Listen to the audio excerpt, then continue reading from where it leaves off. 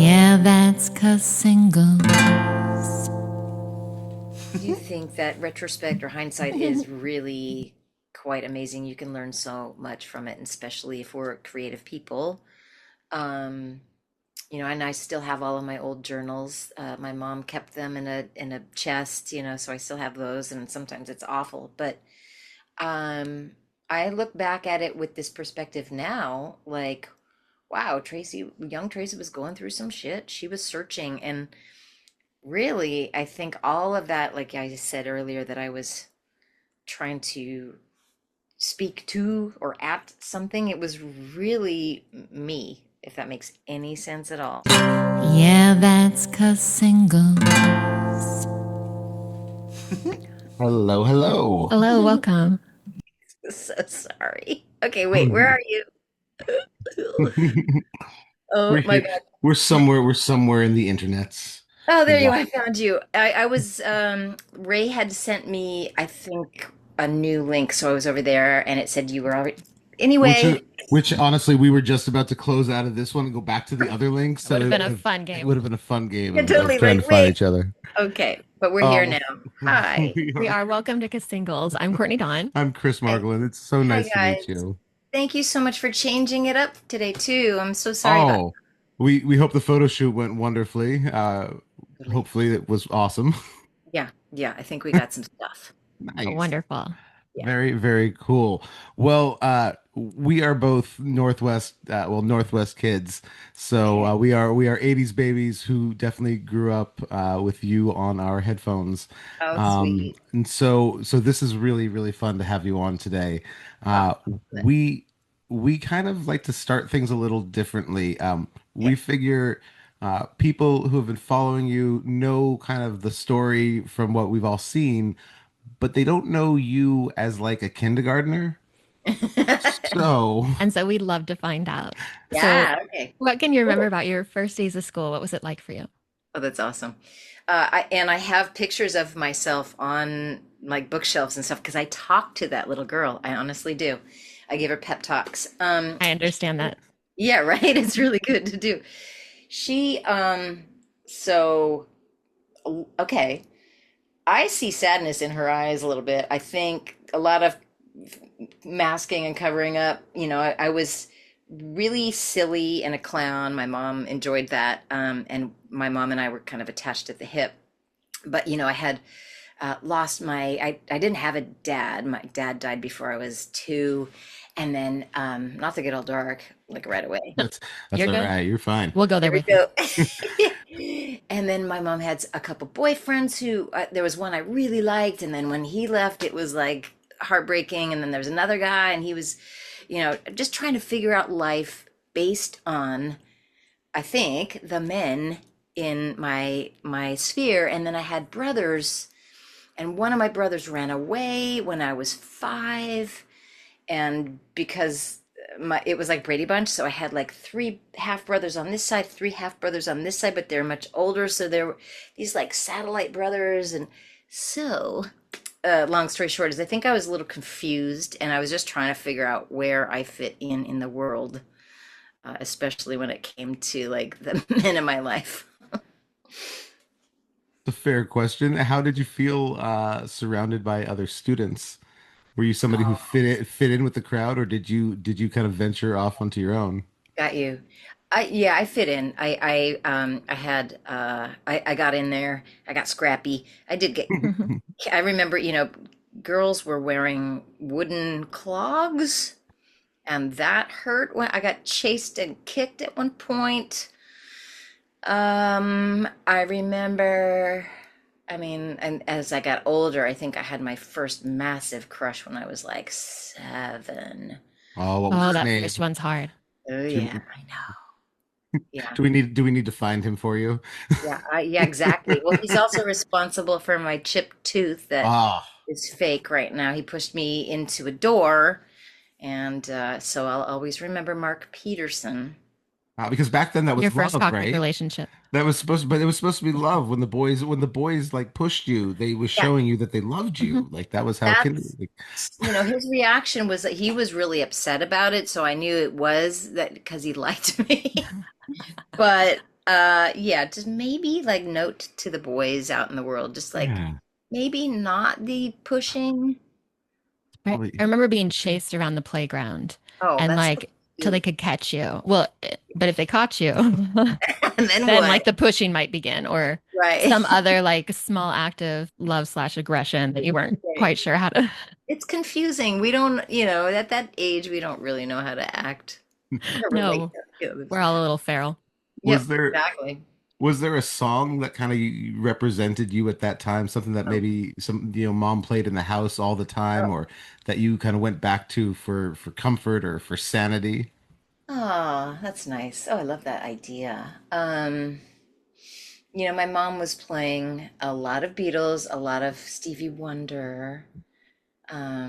I would go into my room. I mean, this is when I have memories of being older, and maybe I even had my own turntable, and Hmm. I would sing at the top of my lungs to a Stevie Wonder album. But back when I was like 5 or 7, I did have a turntable, and I had my first 45 that my brother got for me was "Horse with No Name" by America, and I just loved that song, and I played it to death. I love that. Do you Yeah. remember the first album you bought for yourself? Ooh. Oh my God, it might be really embarrassing, but it's okay That's now. even better. That's okay. My first was Mariah Carey Unplugged and John Cicada's self-titled album. So we can deal with embarrassing. It's all right. That is amazing. Okay. I believe it was Manhattan Transfer. I Ooh, think it was a self-titled album. all right. Nice. That's not Yeah. a bad way to go. That's a good power band there. There's a It lot of was, music behind that. and it was educational because I think also my teachers at that time, we had like a vocal jazz ensemble in junior high, so we were singing those songs, and so it just seemed like perfect hand in hand. I'm a Oh, that's fan, awesome. and we get to sing these songs. I love it. When did kind of music become something, as you're singing to the top, to the top of your lungs, when does music become something you think is just you? Oh, wow. I think I always knew it. I'm really lucky. I feel lucky to say that. My mom and I bonded over music so heavily. I mean, she told me at one point, like when, she was like cradling me and, it was kind of sad, but she'd be like, "You and me against the world. Sometimes it feels like." So I think that was Helen Reddy. Like, I grew up with music as a solace, as a enjoyment. My grandfather was also a musician, and he was constantly making music Mm. all the time. Like he was self-taught, but really, really a talented musician. Also used humor in songs, so it was just everywhere. And there's a piano, so I could plunk around. It was like in the water all the time.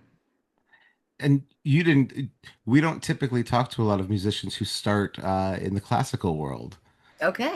So now I remember like I was 12 and started playing or 11 and started playing viola for a while and it was fun, but I knew that I had to play viola because at my school I had to pick an instrument and I Okay. had to pick a string instrument. Oh, really? They So, didn't give you a choice of no, horns. because you could I pick, played the flute yeah, you could pick first band or grade orchestra. Oh, in the fifth Oh. grade. pardonnez-moi.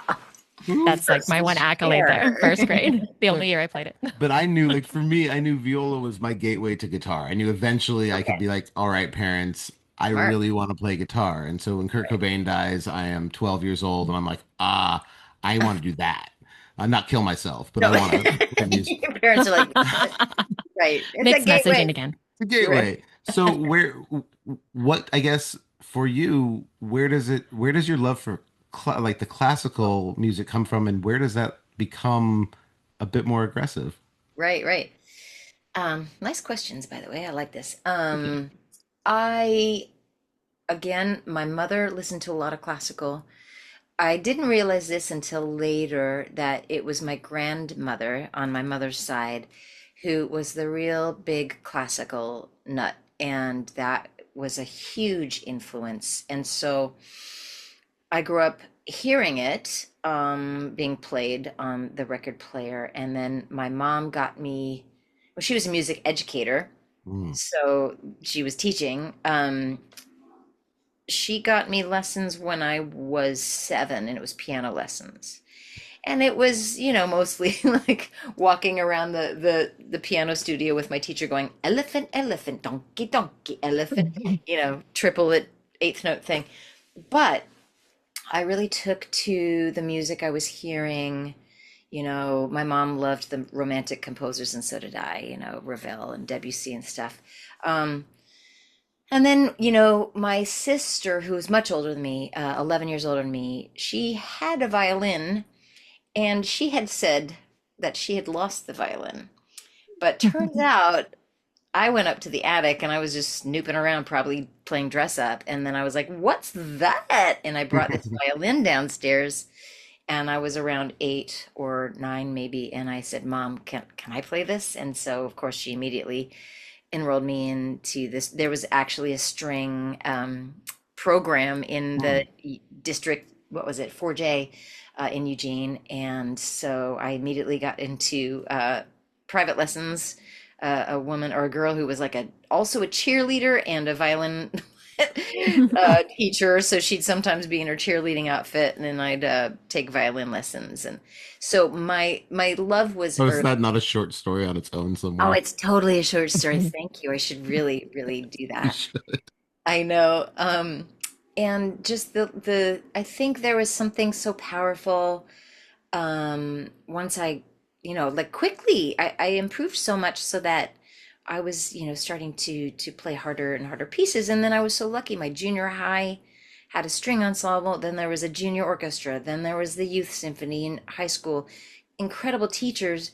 And then we were playing some really powerful music, like really of like high standards and difficult abilities. And I just got I was intoxicated by like being Mm. inside a like a symphony and feeling and hearing that one sound, Mhm. and like Mhm. Yes. I I mean, do. when we're, Yeah. yeah, right. And when we're younger, of course, it's like I know my parents and my mom and my stepdad were like stifling the giggles at one point when, it was so out of tune, like terribly out of tune.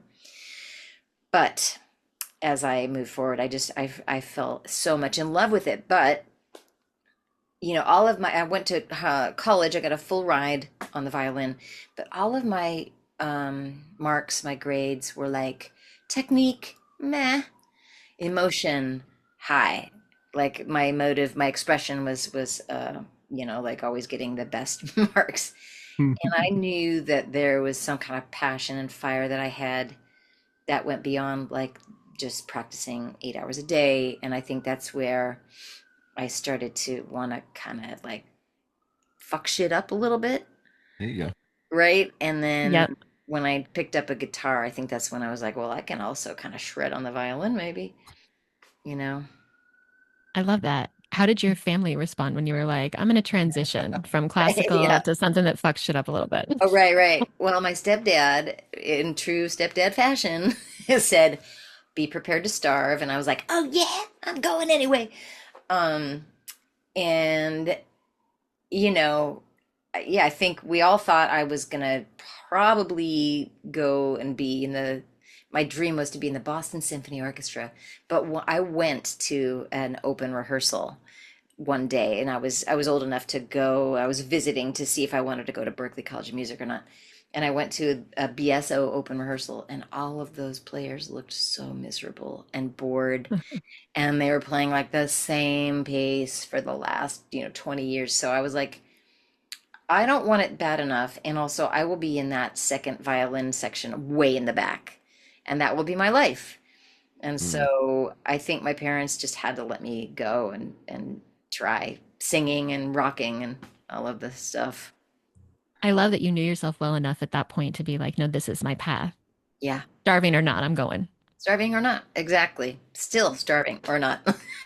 When you think back to that time, can you think of what you were listening to then, kind of those songs that you went to kind of motivate that spark or pep you up or even just you Yeah. said you find it in solace as well. Oh, I mean, all of it. Like music has every color and every it just it can inspire all sorts of emotions, right? And or you can, kind of dive into it. You know, I had heard some early demos of PJ Harvey, honestly, that were, and I Mm. need to actually fact check this because I thought she played the violin. And so there was a song, a piece called Man Size, and I do believe she was playing the violin. Isn't there a photo on Rid of Me on the inside of Rid of Me of her? I think there's a photo on Yeah. the inside cover of Rid of Me that I has her on the violin. Feels familiar to me. Yeah, so I was like, whoa. And she's a true artist. And I was like, that is so amazing and different and badass. That inspired me. I also in Boston, now this is when I was like early 20s, I'd go and see bands like the Dam Builders, which is where Joan as policewoman came out of, and she was playing the gold or silver sparkly violin, and she was playing it through an amp, and she was rocking and singing and playing through pedals, and I was like, okay, that's what I want to do. It was so cool. Oh, what was the first pedal you bought? Rat pedal. Oh, oh, Yeah, but that was wow. for my guitar. I know. Simple rat. For the violin, that would have been an interesting beast. It was a little too high-endy, so I actually have I still have the Big Muff, and the Okay. Big Muff is an interesting one to play the violin through because you can turn the tone knob down, and it just sounds like zzzz, and it sounds buzzy, almost like a bee, and that was pretty fun. Love that. Yeah. Nice. So when it came to the lyrical side of things, um, when did you first really put pen to paper? Whew. I was trying to write songs in my early 20s and they were terrible. There was one that was kind of okay. It was called Maybelline, and I still have a demo of it. And it shows where my head was at, and I still think there's like a thread or a through line because I was really like I was upset at the makeup, the fashion, the beauty industry, and I was upset with women who felt like they needed to, paint their faces. And I wasn't going to be that, even though I'm wearing a lot of makeup right now from my photo shoot. No shame there, but You woke up like that. It's all right. yeah, we'll go like this. But that was some of my first experimenting with lyrics, and I just had, there was some shit I needed to get out. So I noticed that now when I look back in retrospect, a lot of my early lyrics and even not so early lyrics are about me. It like feeling like I'm trapped and trying to express. And I don't know who I was trying to express to. Maybe it was my mom, maybe it was my stepdad, maybe it was my real dad up in heaven, maybe it was my brothers, but there was like always like this frustration I had, and I took it out on people in my songs. And I just kind of continued from there. Do you think that, so talking about like expressing things and kind of moving through the years, obviously you went back and revisited your first album. Right. Do you think that, in doing that, do you think that you were able to maybe express a bit more, a bit more than you were the first time around? Do you think you kind of understood your original lessons? Oh yeah. Yeah, I mean, getting old is kind of awesome, except it hurts a lot. Like, Right? That's my experience Yes, too. it does. I pain. creak a lot more, but I Oh my feel a lot better God. in myself. Yeah, exactly. Right. I love myself finally, but ouch, it hurts to bend over and I make these weird grunting sounds. But yeah, I do think that retrospect or hindsight is really quite amazing. You can learn so much from it, and especially if we're creative people. Um, and I still have all of my old journals. My mom kept them in a chest, so I still have those, and sometimes it's awful, but um, I look back at it with this perspective now, like, wow, young Tracy was going through some shit. She was searching, and really, I think all of that, like I said earlier, that I was trying to speak to or at something, it was really me, if that makes any sense at all. Mhm. 100%. Okay, good. Like just now that I have befriended myself, honestly, and Mm. it's, I mean, I'm not young anymore, and it only really started recently. Like I finally got it. Like, oh my God, I have to love myself. And I think that's really what I was searching for that whole time. I think a lot of us get there, especially women when we get, and when I hit my 40s, it was a really big, I felt better, but there was still that needing to figure out how to like love yourself. And a lot of the problems I had earlier were really problems I had with me that I was Yeah. just kind of putting on other people. Oh, And totally. I got as soon as that. you could like wrap myself around that, I was like, oh, release. Like Yeah. it's Right. You good. learn how to take accountability and take a hard look at yourself, which is obviously not very easy. But I think you're right. I think that we also then have to, once we have that realization, it's great, but then we have to unlearn all of this crap, the conditioning and all of the negative narratives and voices. And I have tattoos now that signify like who these negative voices are and the positive one. Like I'm a walking puppet show to remind myself, like, okay, that's the negative voice over there. That's my snake. And I got a crow over here. That's the one that needs to speak up more. Like, we definitely, we can look back and just realize that the work is never really done. No, but I think you talked earlier about like talking to that little girl. I do the same thing. Like I Yeah. start my day with affirmations and just Oh, reminding nice. myself like you're loved, all of those things, right? Yeah, yeah, And then totally. talking to that little girl, I think that doing that work is, especially for women, I think is so important. I mean, I'm not going to I speak Oh, for okay. not going to speak for the Right, men in the room, but exactly. Right. You can fully share. Um, but yeah, I do think there is a commonality, and I think that a lot of young girls are told to, that they need to zip it. And for some, for some of us, we can go back and be like, you know what, you can be as big as you want to be, and I got you now, and it's really amazing. it's a very freeing feeling. Thank you for sharing that. Yeah, for sure.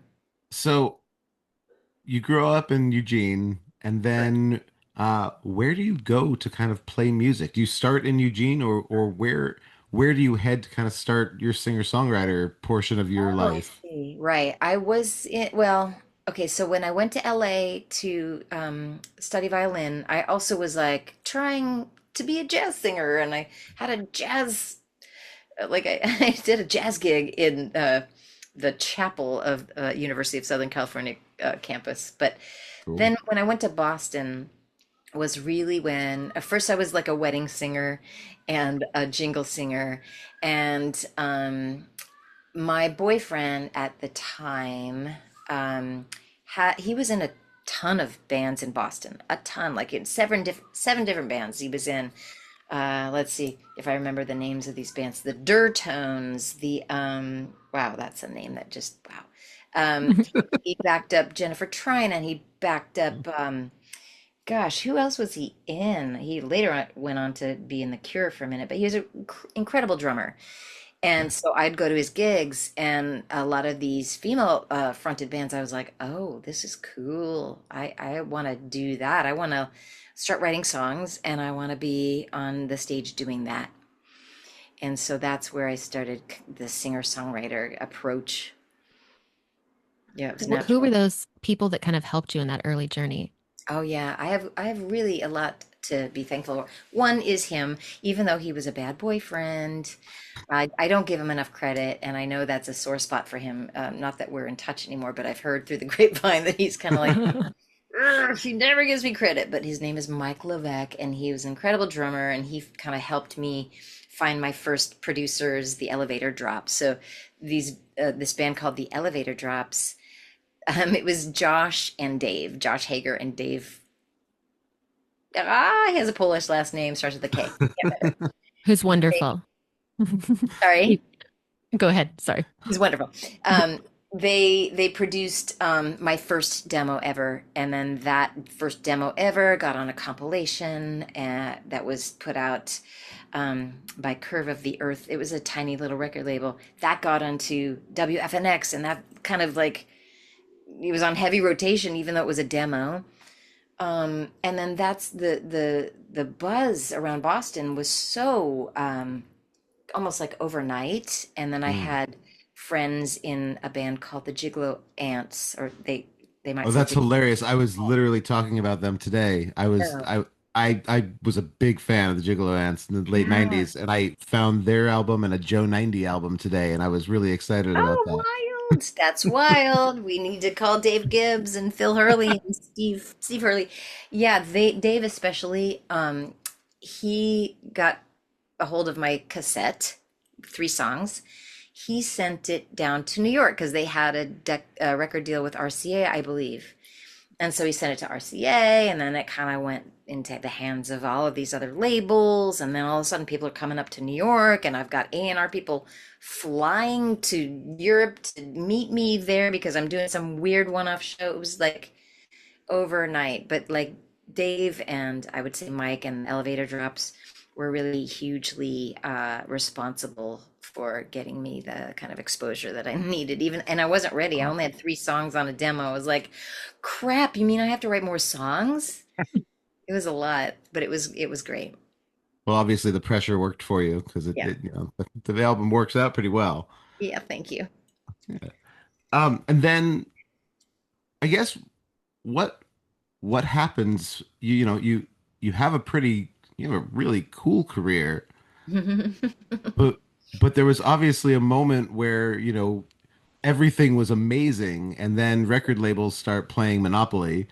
And does it feel lighter for you though after all these years, does it feel lighter to kind of have gone a more independent route because it's or how did that feel for you? My wallet feels so much lighter. It's amazing. There is that. My bank account is so much lighter. However, no, you are right. Like, it was fun and amazing and beautiful and crazy and a lot of pressure. And I wasn't sure. I was like, this is too much. But then, of course, you're right. It changed so suddenly, so drastically too. And it was heavy and dark. And I did my journals from that time, from like 1998, 99, 2000, and then even beyond, were just dark. And it was like, I was so dismayed and disillusioned, and because there was so much hype, and I kind of probably believed the the hype, but I could see the writing on the wall. It was so fickle, and at one point I thought, well, maybe I'll be making records for the rest of my life, and then the next day I was like, oh my God, what's what am I gonna do? Go back to waitressing or jingle singing, maybe, but and I didn't like the way people treated artists. I didn't like the way they made them feel kind of like second class citizens. Well, all these guys are smoking cigars and they're talking about the money. Like literally, I would be in a limo, which whoop-de-doo, I'm in a limo. I don't care about limos, but I'd be sitting there with Leor Cohen, who was the head of, well, he was Def Jam and then Def Jam Island Def Jam. Now he's YouTube. I mean, he's like, I don't know. He's worth so much money, whatever. But he would bragged to me how much money he was worth. And meanwhile, I'm like, I mean, again, yeah, I didn't choose his path, but I can't even pay my bills and I'm trying to get an album made. And it was just gross. These people were not my friends, even though they tried to make me feel that way. And of course, I wanted to believe it. It was really kind of a tough time.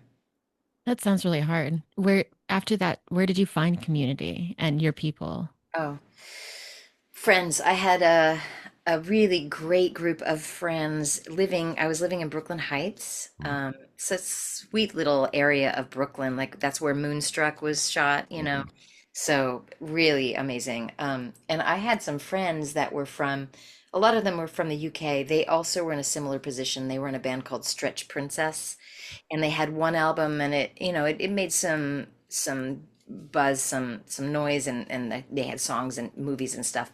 But then their whole business shut down as well, and we were just sitting there like, well, okay, let's just be ridiculous, and we kind of bounced around Brooklyn Heights and had a lot of fun. We're still living off of our advances. I was living off of my advance from the first or second album, but we really confided, or we just found solace in each other, but with humor. We were That was a really great time because we were together a lot and through September 11th, and Mm. a lot of a lot of amazing friendships were built during that time.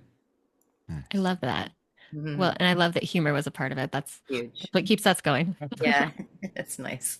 Well, for every one of our guests, I find a song and then I do a lesson based off of that song. Oh, And kind so, of lesson. well, I used to be a middle school teacher. I was an English teacher, and then I was a vice principal. And through a car accident, I'm not able to work anymore. Okay. But one of my passions is music and poetry and writing, and then teaching. Um, Wow. so I love to just be able to find something in kind of your repertoire Oh, that speaks to me. And then what could I do with this in a classroom?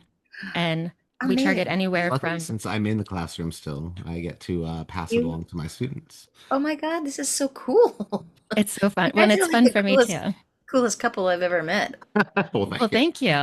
Love You're it. welcome over to the garden anytime. Cool. So I chose the song, Dear God, Should I Send This? Um, Oh, okay. which I loved. That's hilarious. Um, and I wrote a lesson called Morning Breath. So the purpose for kids or anyone using it would be to identify and understand the purpose of hyperbole within a text and then apply that in their own writing. Um, so, which I love, especially at high school. And just the content of the song is perfect for that age group as well.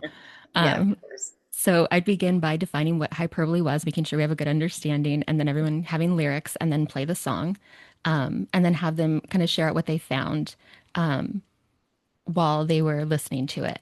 Their purpose would be to look for hyperbole, and so then discuss. There we go. Talk about getting older. Oh, it's like I can see my writing now. Um, and then discuss what they found, and then ask why might you use hyperbole in your writing, and what does it do for writing? How could you utilize this yourself? And then provide some examples of other poems and writing that use it. So there's a great Shel Silverstein poem, Sylvia Stout, about the garbage, and then there's an Andrea Gibson poem, Every Time I Said I Didn't Want to Live. That's wonderful. And then brainstorm some examples of hyperbole. And then their task will be say it big in a small way. Write a hyperbole haiku. Start by brainstorming things that you're bursting to say, so much so that only a hyperbole will do. Next, write down some words and phrases that you associate with the most important idea on your list or the one closest to your heart. Use these as inspiration to write your haiku. And then I give the structure. Um, and then don't forget to make it hyperbole, add illustration. And I did one as well. And we'll send this to you so you can Oh, yes, see. please. Oh, I wish I could. I'm trying to do this to the screen right now. I'm gonna zoom it, magnify My arms aren't quite long enough. it. So mine's called Morning Breath. Mhm. Um, Forever waiting for your voice to meet my name again, hope in a breath. And I was writing it about my grandfather. So Oh, that was wow. my lesson for you. Wow, that is super cool. I'm honored. I think it was so much fun listening to your music. I mean, it was something that we grew up just singing at the top of our lungs all through high school. No And then way. to revisit it again, it was just such a treat. No Thank you way. so That's much for being with us awesome. today. Oh my Well, God, yeah.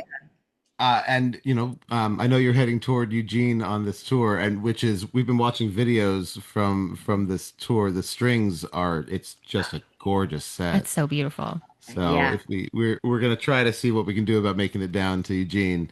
I hope Um, so. but we definitely next time you're in the Portland area, we definitely look forward to connecting.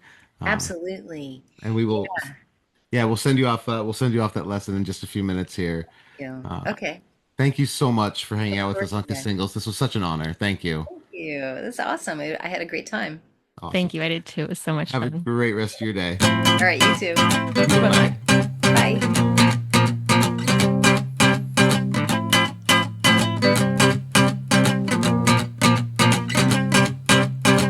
Thanks for listening and following along. We'll be back soon with more stories and songs. That's Cassingles. That's Cassingles. Yeah, that's Cassingles.